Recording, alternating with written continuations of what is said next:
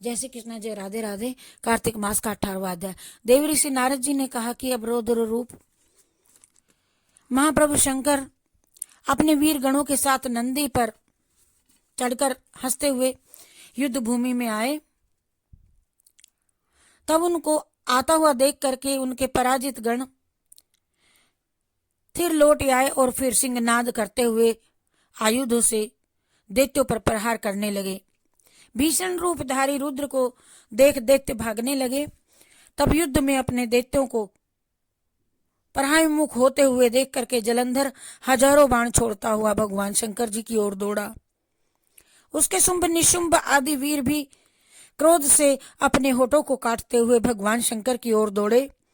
इतने में भगवान शंकर ने जलंधर के सब बाण जालों को काट करके अपने गणों को निर्भय करके अपने अन्य बाणों की आंधी से दैत्यों को पीड़ित कर दिया।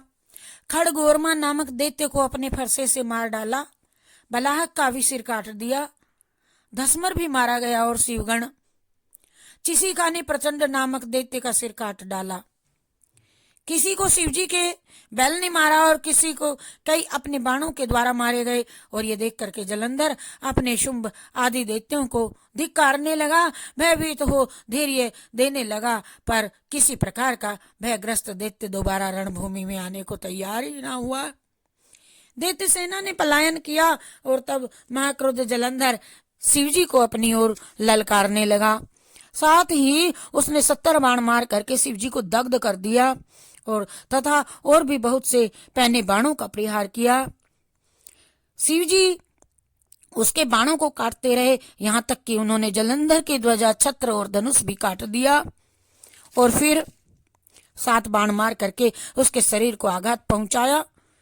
धनुष के कट जाने से जलंधर ने एक प्रचंड बाण मार करके उसकी गदा के टुकड़े टुकड़े कर दिए।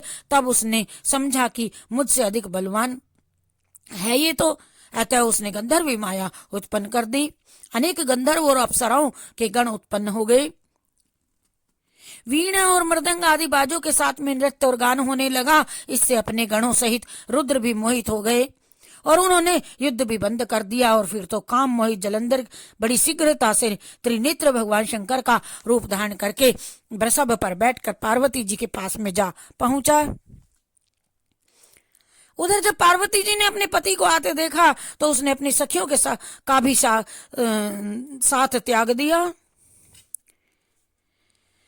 और आगे आई। पार्वती को देखकर कामातुर जलंधर का वीर्यपात हो गया और उसके पतन से वह जड़ भी हो गया।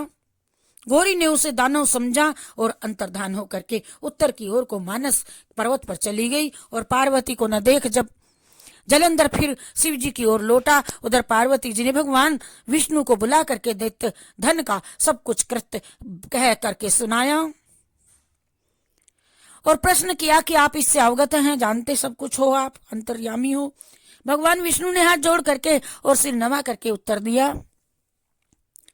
आपकी कृपा से मुझे सब कुछ ज्ञात है हे माता। जो आज्ञा हो बताओ, क्या करूं, पालन करूं। जगत माता ने विष्णु जी से कहा, उस दैत्य ने जो मार्ग खोला है उसका अनुसरण उचित है। मैं तुम्हें आज्ञा देती हूं कि तुम जाकर के उसकी स्त्री का पतिव्रत भ्रष्ट करो, वह दैत्य तभी मरेगा। पार्वती जी की ये आज्ञा पाते ही भगवान विष्णु उसको सिरोधार्य कर छल करने के लिए जलंधर की नगरी की ओर को चला गया। हरि शरणम हरि शरणम हरि शरणम हरि शरणम।